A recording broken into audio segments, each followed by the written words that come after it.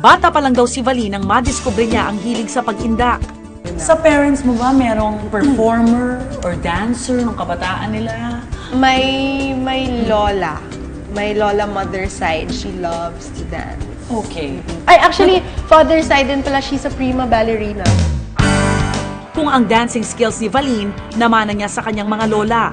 Ang love for showbiz naman, tila naipasa kay Valine ang kanyang lolo Mario Montenegro, na dating aktor noong dekada 50. Ang pag-aartista, hindi mo pinangarap ba? Pinangarap ko, syempre. Oo. Pero hindi ko alam na matutupad like this. Like how I am now. Parang, hindi ko siya nare-realize na it's forming for me in front of me. Pero bukod sa pag-aartista, may ibang childhood dream pa pala itong si Valine. Ang maging Miss Universe.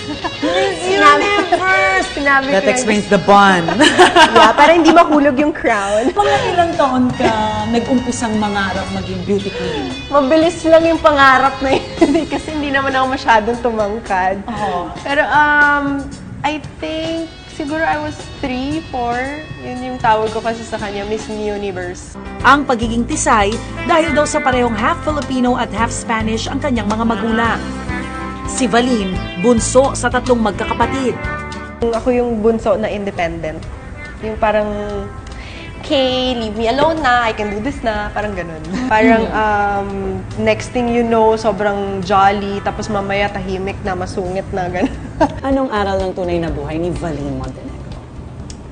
I have to say it's the unending learning of life.